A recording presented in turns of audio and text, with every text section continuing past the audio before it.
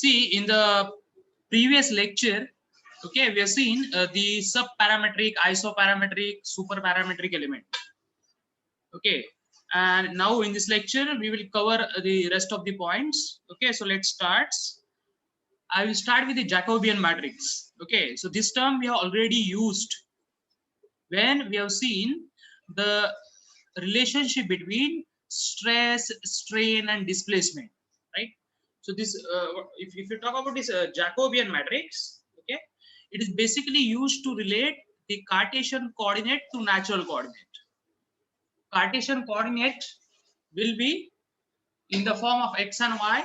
Okay, natural coordinate will be in the form of zeta and eta.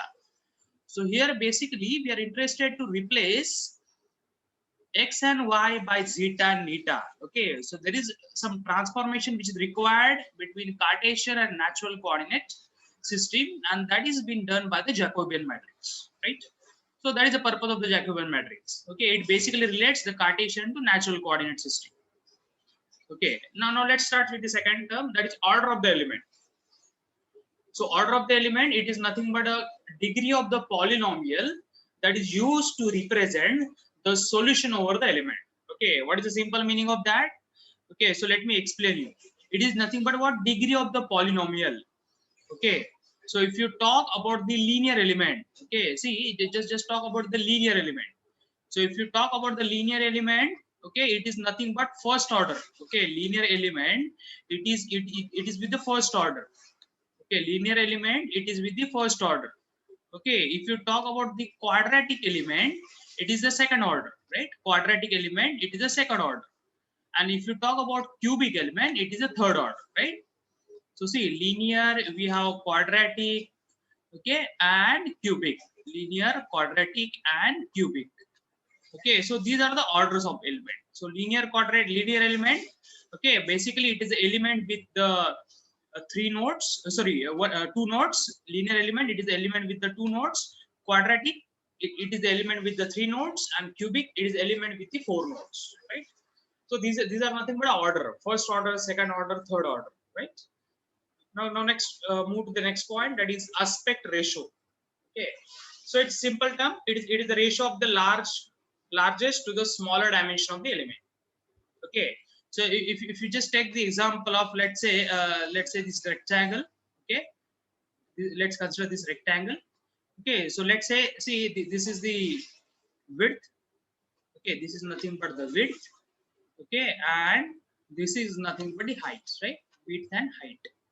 Okay, so if I ask you what is the aspect ratio for this one, okay, so aspect ratio, it's the ratio of larger dimension, that is basically W.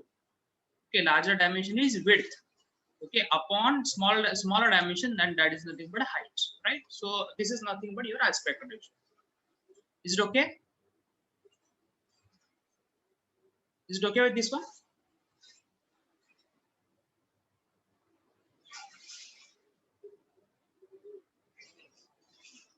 Right? Is it okay or not?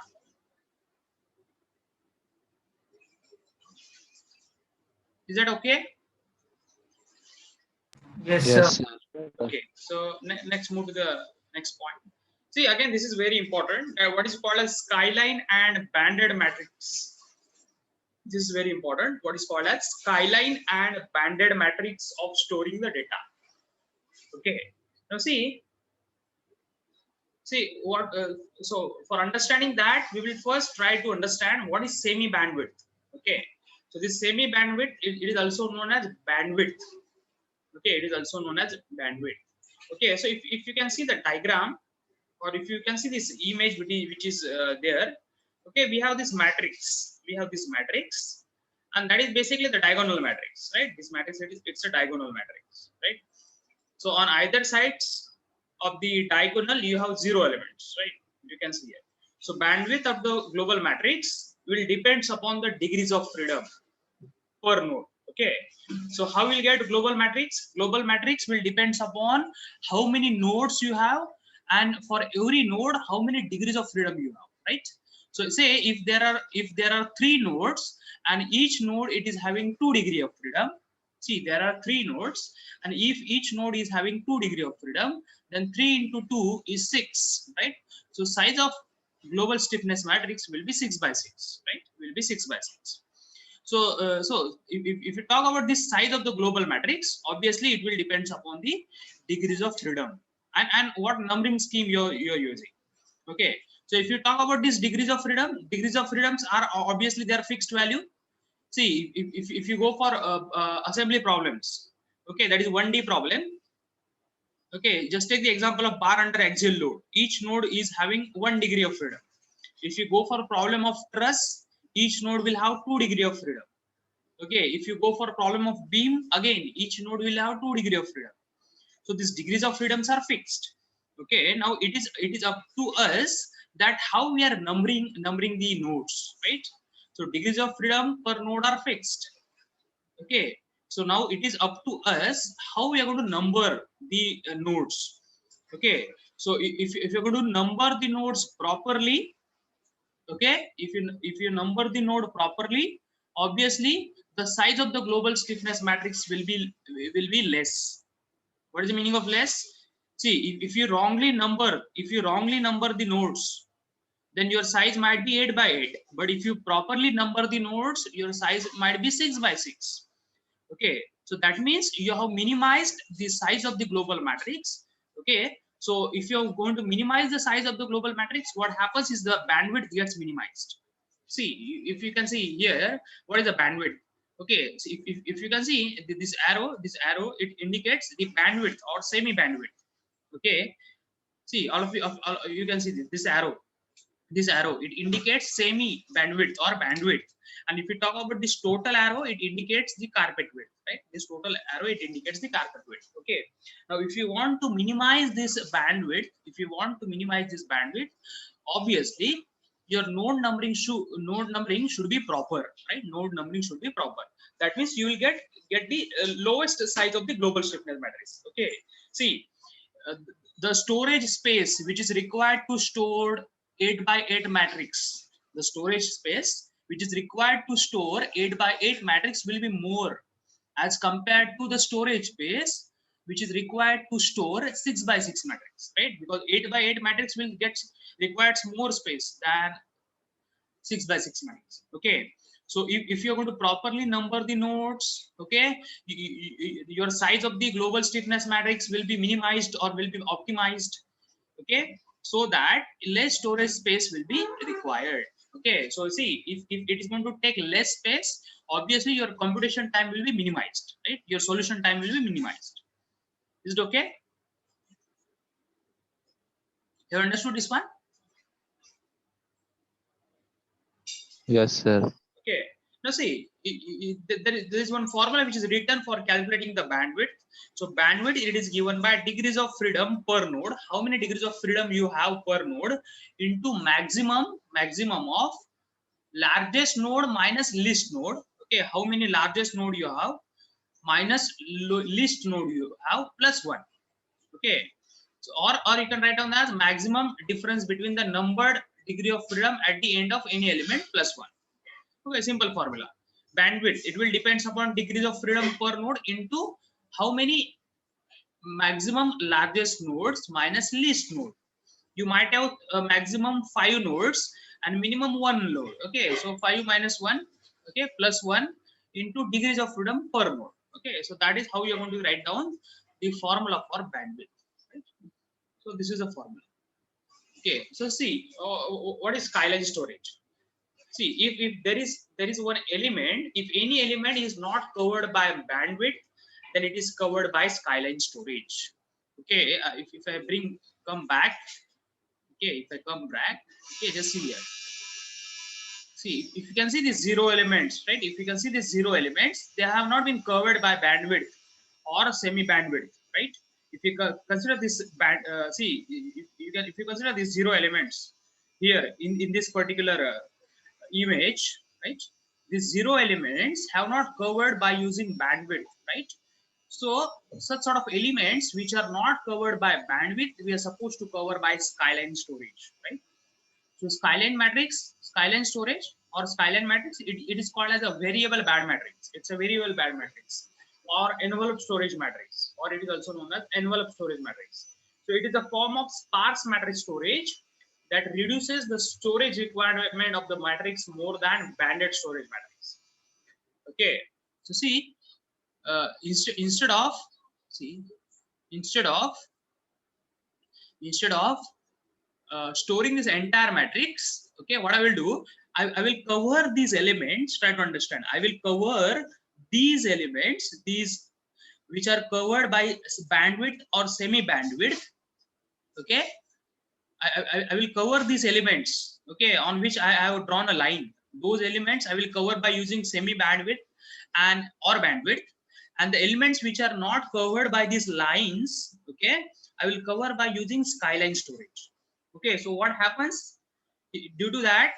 Okay, your storage capacity or storage requirement will be reduced, right? Storage requirement will be reduced, right?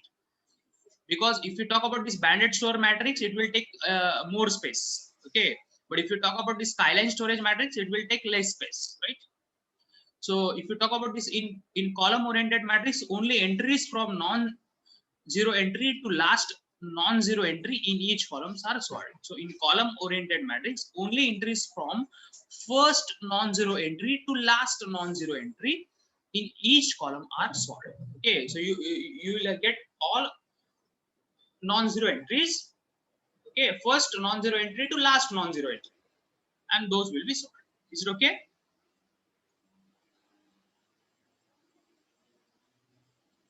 Is it okay with this one? Yes, sir. Okay, so see, from the last lecture, okay, we have gone through this. Okay, we have seen this finite element analysis, what is it and what is the procedure. Then we have seen the sources of errors, what are the advantages and limitations of FEA.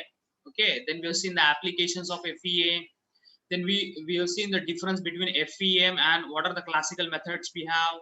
We have undergone the topology. What are the criteria for discretization? What are the types of variable? Then types of nodes. Then types of boundary conditions we have seen. We have seen the difference between global, local, and natural coordinates. Right? We have seen the significance of shape functions. Now we have just written. Okay, what are the weighted residual methods? Then we have seen the convergence criteria. What is H method? What is P method? Then patch test, subparametric, isoparametric, superparametric element. Right. Then we are for this today's lecture we have seen this Jacobian matrix, order of element, aspect ratio. Right. Then this semi bandwidth and skyline storage. Right. So this is all what is expected from you. Okay. As a part of theory questions. Right. Now let me share. Okay, let me share this. Okay, so now I will share you the, okay, I'll share you these questions. Okay, so this is basically the sample question bank. Okay, this is basically the sample question bank which are prepared for the last year examination. So this sample question bank, I will just go through this sample question banks. Okay, what is expected, okay, from your side. Okay, so accordingly you can go, right? So see this one, all of it. So see, if you can see this question, all the questions are basically the multiple choice questions, because these are some of the expected questions, okay, as far as your MCQs and your end semester exam is concerned, right? So you will just go through one by one. Okay, so just see the first question. Element stiffness matrix for bar under axial load is given by, okay. So if you have a bar under axial load, okay, can anybody tell me what is the formula for this one? What is the correct answer for this one? Element stiffness matrix for bar under axial load.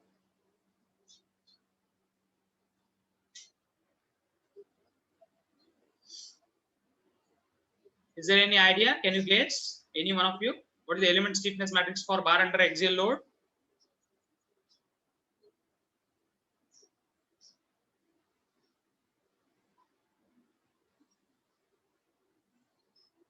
Can you guess it or not?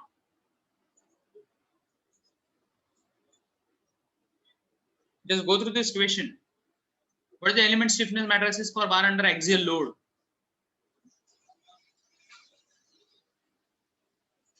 Let me know.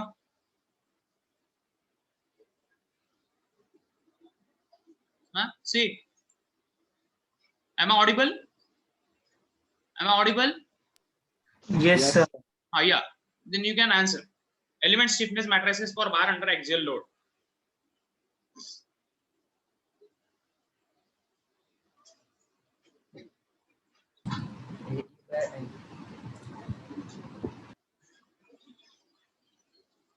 See, option A is correct. It is AE by L 1 minus 1 minus 1 1. Okay, you can see this one, option 1. Okay, AE by L 1 minus 1 minus 1 1, right? This option is correct. Bar under axial load, it is this formula. For bar under torsional load, it is GJ by L. Okay.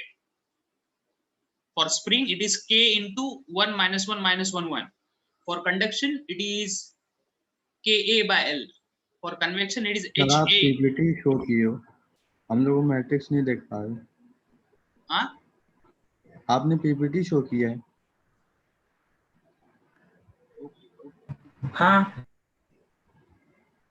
just wait. Just wait.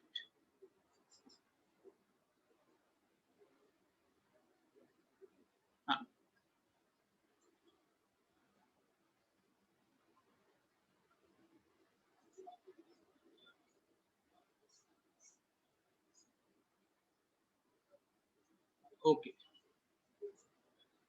Can you see now this one? Element Yes, sir. stiffness matrices for bar under axial load. Can you tell me?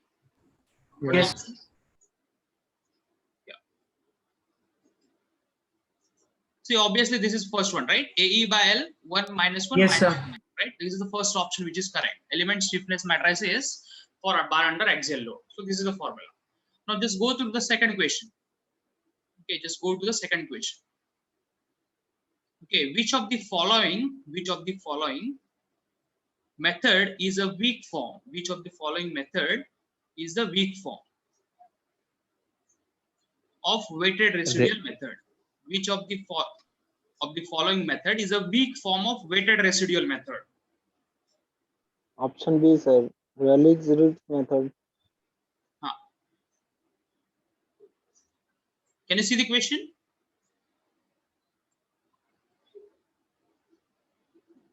Yes, sir. To see these options, which of the following method is a weak form of weighted residual method? Just a time before we are seeing. Okay, which is that method which is weak form? Can you guess? Option B, sir. Rayleigh's. Rayleigh-Ritz. See, all of you, Rayleigh-Ritz, it's not a weak form. I'll just come back to this PPT. Just a time before we are seeing this one. That is the reason I know that you will commit a mistake somewhere. See, this is weak form. Can you see which is weak form? What question they have asked there? What question they have asked? Which of the following method is a weak form of weighted residual method? Which is weak? Yeah. See, just go back here. See, Rayleigh-Ritz, it's a weak form, right? Rayleigh-Ritz, it's a weak form. Is it okay? Yes, sir. See, if you talk about this Galerkin, it's a non-weak form. Galerkin, it's a non-weak form, right? Serendipity method, see, it is for shape functions, right? Lagrangian method, it is again for shape functions. Okay, so this Rayleigh-Ritz method, it's a weak form. Rayleigh-Ritz method, it is a weak form, right? Now go to the third questions. In case of an Galerkin method, weight functions are the coefficients of arbitrary constants in what? In what? Okay, just clearly see this. In case of an Galerkin method, weight functions are the coefficients of arbitrary constants in what? Can you guess? Option C, sir. Option C. Option C. You're saying option C. Coefficients of arbitrary constant in approximate solution after satisfying only essential boundary condition. उसकी दुकान है, होगा compound Option में C. जहाँ से Someone जाते say हैं, वहाँ पे। option C. नहीं, लाहौटी कंपाउंड। हाँ, लाहौटी कंपाउंड के अंदर से रास्ता ना फुटो। हाँ, जब जाना वो जो लाहौटी का बंगला है ना, उसके Someone's mic is open, sir. तो Huh. Which is the option? Can you see? Can you tell me? For question number 3, which option is correct? In case of an Galerkin method, weight functions are coefficients of arbitrary constant. In what? Option C, sir. Option? C. Option C. You're saying option C. See, option C, it is not correct. Okay, option A is correct. In Galerkin method, okay, weight functions are the coefficients of arbitrary constants in approximate solution after satisfying essential and natural. Both conditions we are going to apply. See, because Galerkin method, it's a non-weak form. So in non-weak form, we are going to apply both the conditions, both the boundary conditions, like essential and natural, right? So for this one, your option A is correct. Is it okay? See, Yes, sir. this option A is correct. If you talk about second option, in case of an Galerkin method, see, if you read only this one, just start reading from this. Weight functions are coefficients of arbitrary constant in residue equation after satisfying essential and natural boundary condition. Okay, so this is applicable. Weight functions are coefficients of arbitrary constant in residue equation after satisfying only essential and a natural boundary condition. This is applicable for a least square method. Okay, option B, it is applicable for a least square method. Is it okay? Least square method.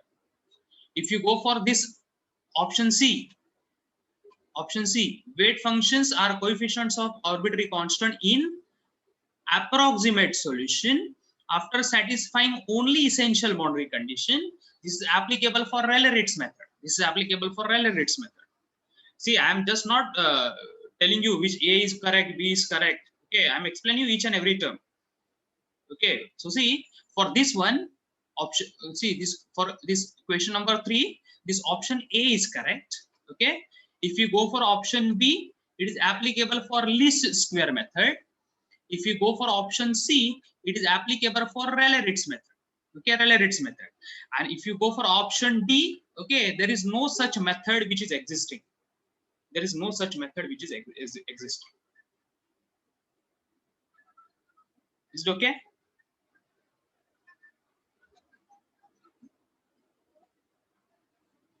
Is it okay? Let me know. Is it okay with this one?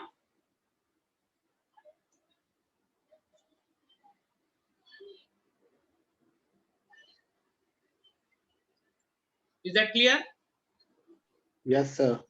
Okay, now just see this question number 4.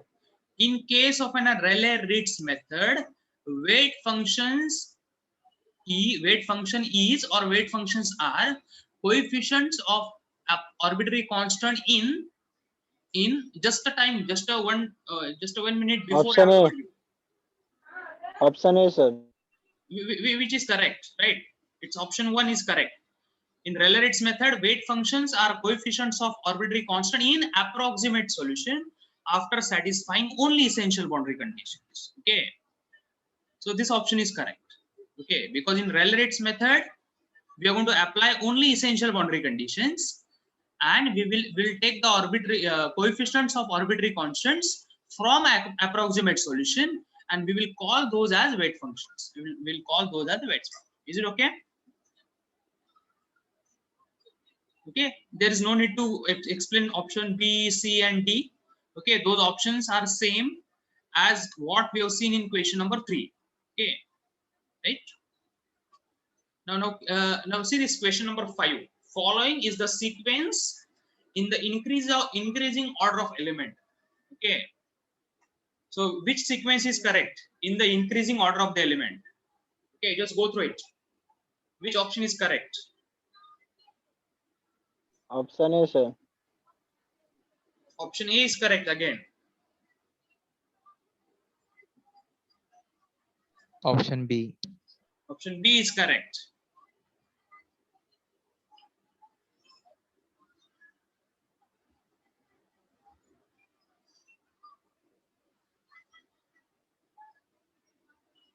See, first we are going to start with the linear element. Linear element, it is the element with 2 nodes. Then we will go to quadratic, that is the element with 3 nodes, and then we will go to cubic, that is element with 3 nodes. Okay, so linear, quadratic, and cubic. So this is the order, right? This is the order. So option B is correct. Linear, quadratic, cubic. Linear, it is with the 2 nodes. Quadratic, it is with the 3 nodes, and cubic, it is with the 4 nodes. Is it okay? Is it okay? Right. Now just see this question number 6. Just see this question number 6. Okay, simple questions are there. Question number 6. Value of shape function for the node at which it is defined is dash, and for the all other node it is dash, right? So can you tell me value of the shape functions for the node at which it is defined is something, and for all other node it is something. Okay, just work out on the option. 0.1, sir. 0.1, it is not like that. 0, 1, 1, 1, 1, 0, and 0, 0. Just go through that. Question number 6. You think, because see, if you want, okay, just refer to the this slide which I have just in front of you. Everything is there in this PPT, right? So see, if shape function, if you talk about shape function n1, it is defined for node 1. n1, it is defined for node 1. So value of n1 will be equal to 1 at node 1. n1 will be equal to 1 at node 1. And for the rest of the node, it is 0, right? So option C is correct. You can see here. It is 1 and 0. So value of the shape function for the node at which it is defined is 1. And for all other node, it is 0, right? Have you understood this one? If you talk about n2, it is defined for node 2. n2, it is defined for node 2. So value of n2 is equal to 1. Value of n2 is equal to 1 at node 2. At node 2. And for rest of the node, it is equal to 0.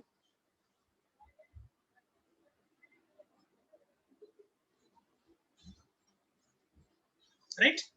Now just go to this question. Question number 7. Just refer this question number 7. Okay. For the truss having 3 members, okay, try to read the problem. Huh? For the truss which are having 3 members, and the 3 members are interconnected by 3 nodes. The 3 members are interconnected by 3 nodes. Okay, then what is the size of the global stiffness matrices in terms of number of rows and number of columns? There are 3 nodes. You have the truss which are having 3 members, and these 3 members are connected to 3 nodes. So what is the size of the global stiffness matrix?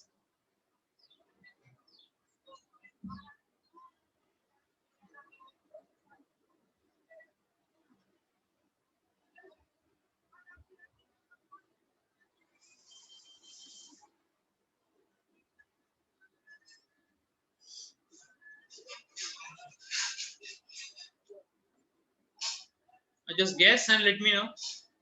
Simple questions. Option D. Option D is correct. Is it okay? See here. If see how many nodes we have. See, size of the global stiffness matrix will only depends upon nodes and degrees of freedom per node. Right? So we have 3 nodes.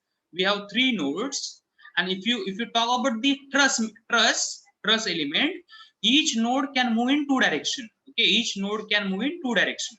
So there are 3 nodes, and each node can move in 2 directions. So 3 into 2 is 6, right?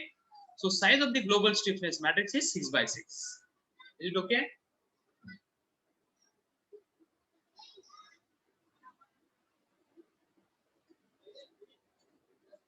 Right? Now just go through this question number 8. See this question number 8.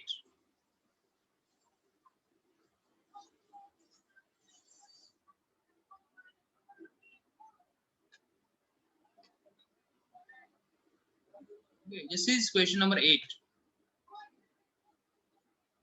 Okay, element stiffness matrix for the beam element. Element stiffness matrix for the beam element is given by.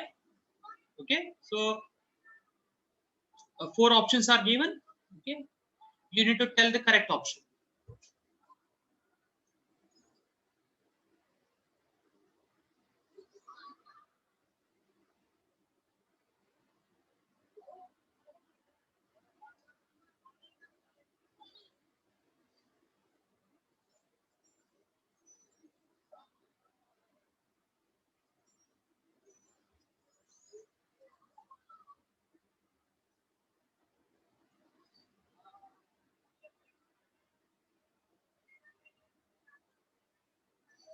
Huh.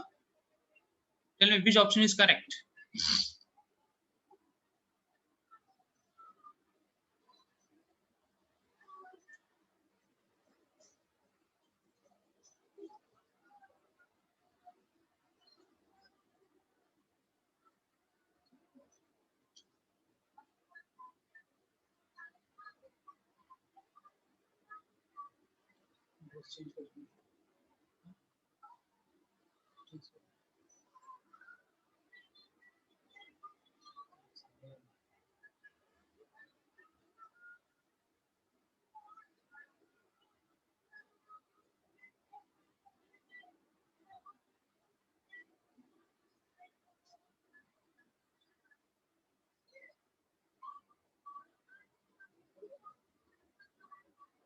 See, if you can see here, this option A, that is EI by L cube.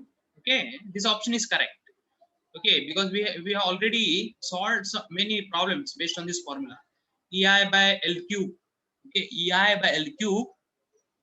12 6L 6L 4L square, then 12 6L 6L 2L square, 12 6L 6L 2L square, then 12 6L 6L 4L square. Right? These two signs are minus. This is again minus, and this is again minus. Right? So this option A is correct. Right? Now just go through this question number 9. Okay, I'll just go through this question number 9. The boundary conditions which are expressed in terms of primary variable are also known as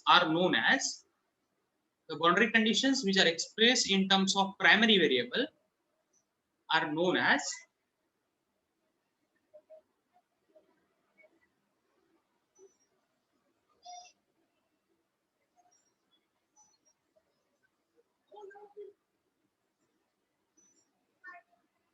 essential boundary condition. right. So see, the boundary conditions which are defined in terms of primary, they are essential. So option B is correct. The boundary conditions which are defined in terms of secondary, they are natural boundary conditions. They are natural boundary conditions. Is it okay?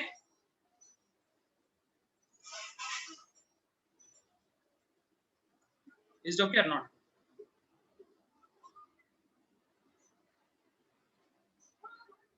So now just go to this question number 10.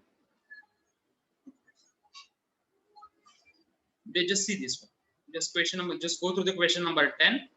If the location of any point on the element is measured with respect to the point which is lying on the same element, then it is known as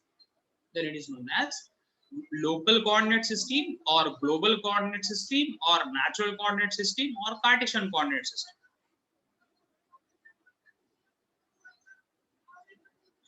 Local coordinate system. Right. See, if you're going to measure the location of any point, okay, on the element with respect to the point which is lying on the same element, it is local. Okay. And if you measure the location of the point with respect to the point which is lying outside the element, it is global. It is global, right? So these are the terms. Okay. Now just go to this question number 11, right?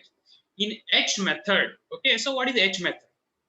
Just go through that options. Just go through the options.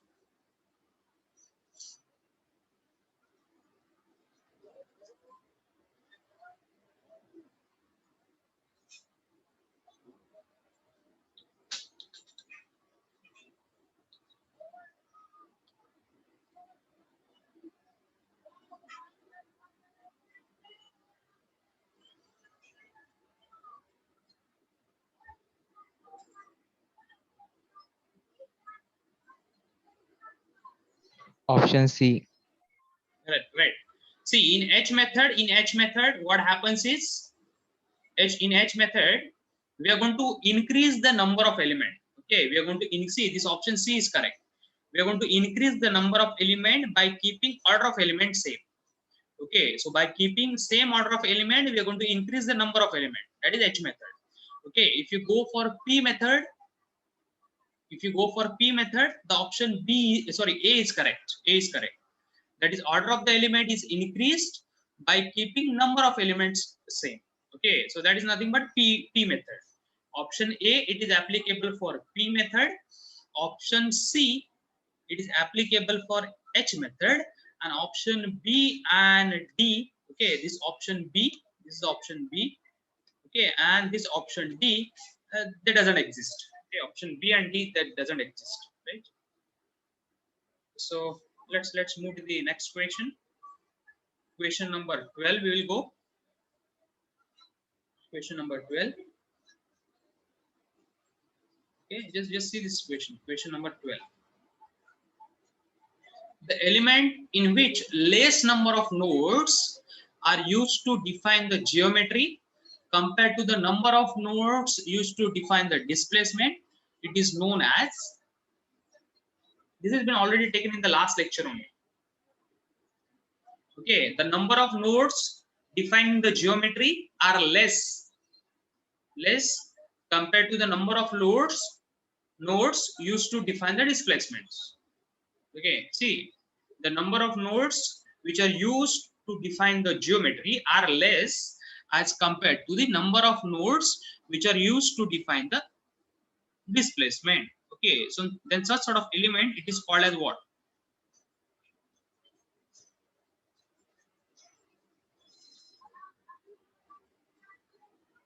Option A. Right, see, option A, it is subparametric.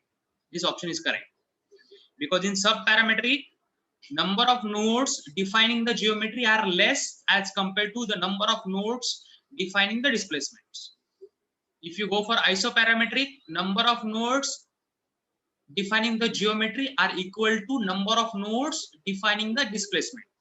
If you go for superparametric, number of nodes defining the geometry are greater as compared to the number of nodes defining the displacement. Right?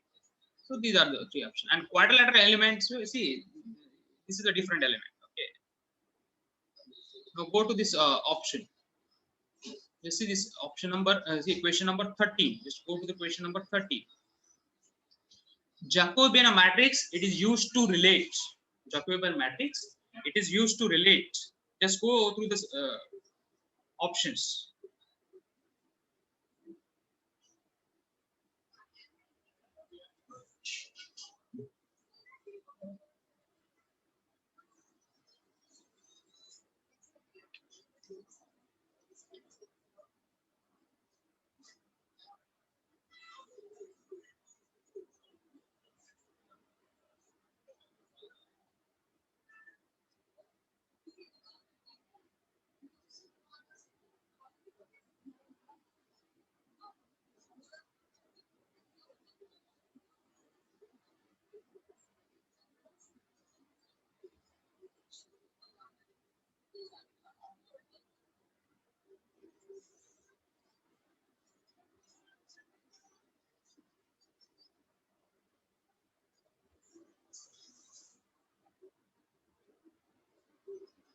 Okay, let me know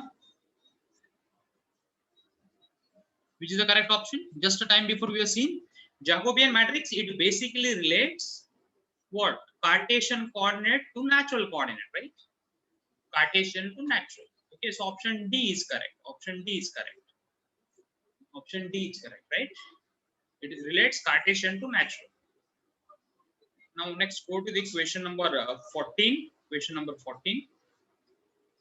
Aspect ratio. Aspect ratio. Just a few minutes before we have gone through this aspect ratio. Right. So what is aspect ratio?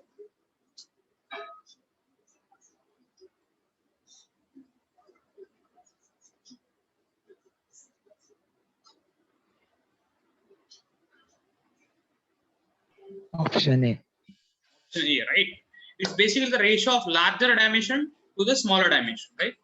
It's the ratio of larger to the smaller dimension.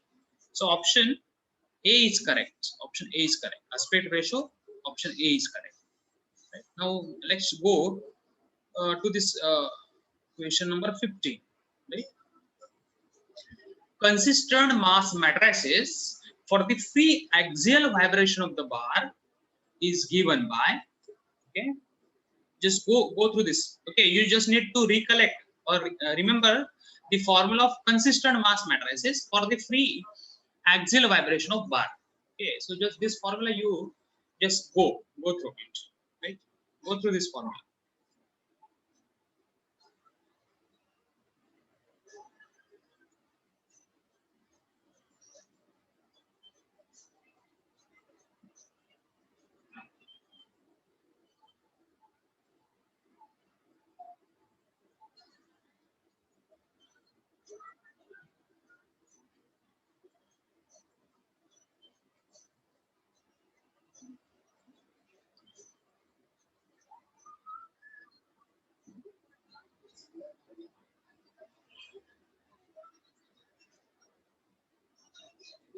Question number 15, right? Just go through that question. Question number 15.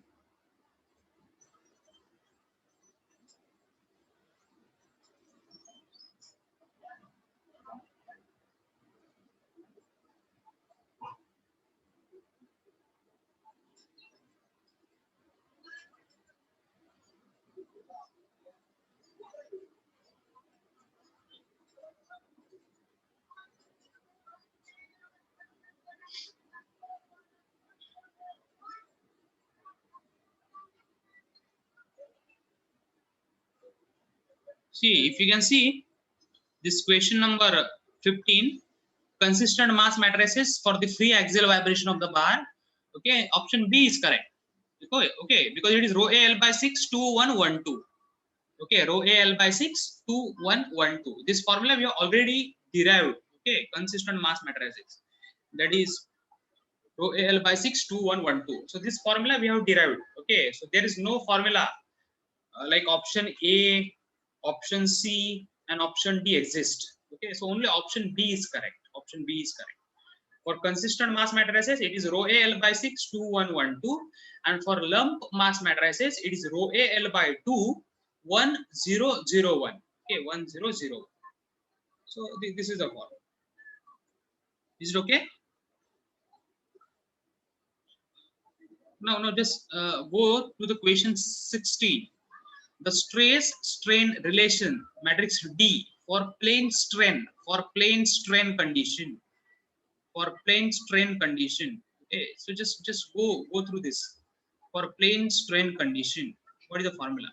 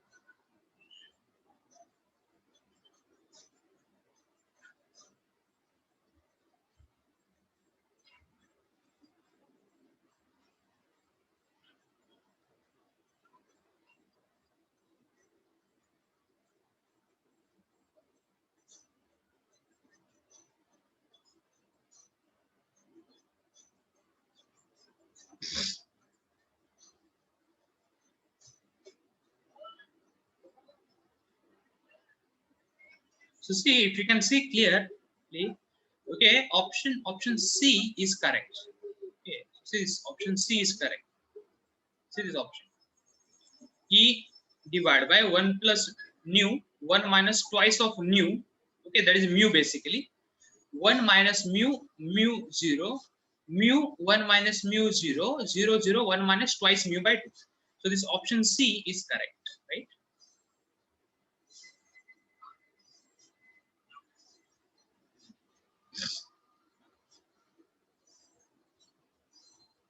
Now just go to this next question. Question number 17. Okay, that is basically expected that you should solve that. 17, question number 17. Let's go to that question number 18. The shape function at node 1, the shape function at node 1 for two node 1D element is the shape function at node 1, the shape function at node 1 for two node, that is linear element, shape function at node 1 for two node 1D element, that is nothing but 1D linear element, two node 1D element, that is nothing but 1D linear element is given by where x is the local coordinate and he is the length of element. Okay, so tell me which option is correct.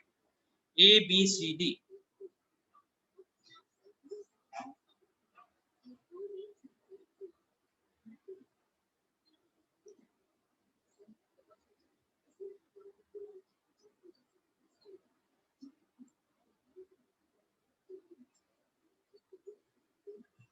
Option. Okay, just go through it. Am I audible? Just go through it and let me know. Go through it. Yes, sir. Yeah.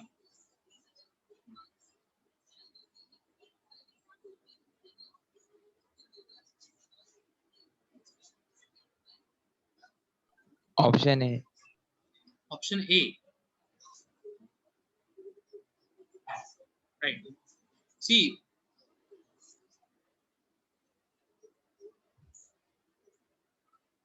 this option A is correct because for node 1 it is 1 minus x by he, and for node 2 it is x by he. So option A is correct.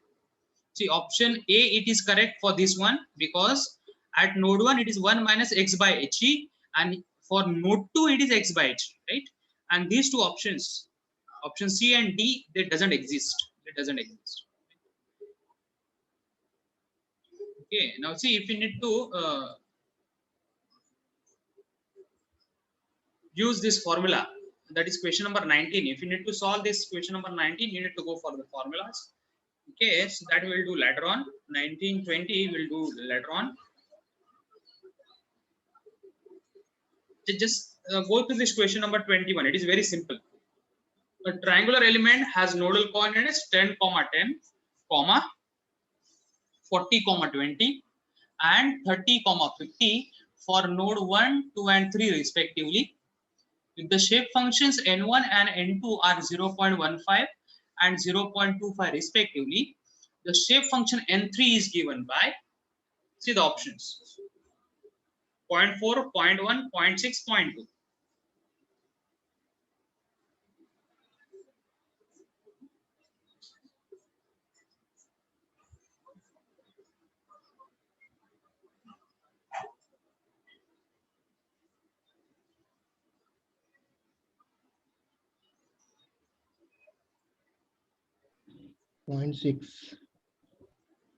Okay, it's simple. Point, see, addition of n1 plus n2 plus n3 is equal to 1. n1 plus n2 plus n3 is equal to 1. So 0.15 plus 0.25. Okay, this becomes 0.40, right? 0.40. So 1 minus 0.40 is 0.6, right? So option C is correct. Is it okay? Is it okay? Now just go to the question number 22. Just go to the question number 22.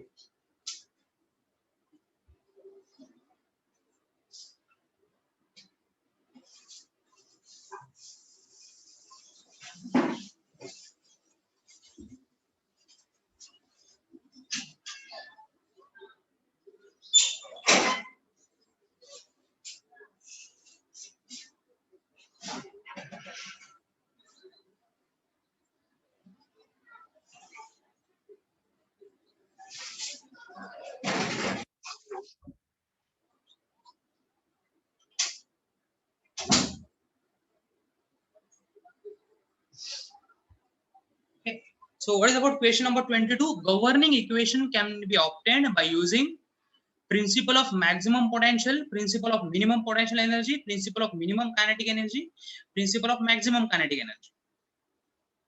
Okay. Which option is correct? Question number 22.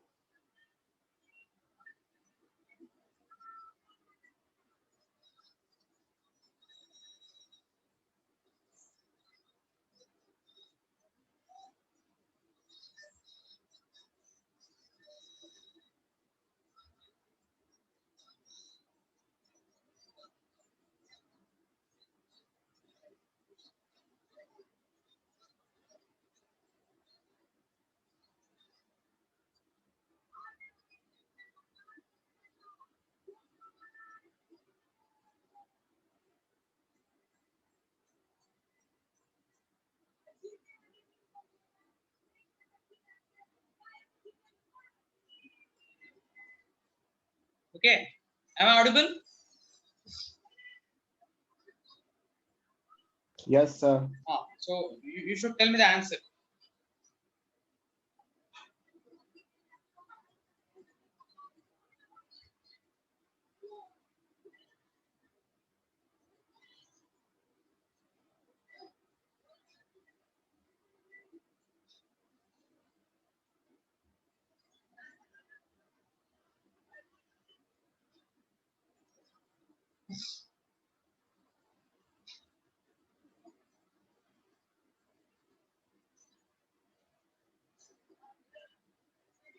See, if you can see, there is only one concept that is called as principle of stationary total potential, and it is also known as principle of minimum potential energy, right?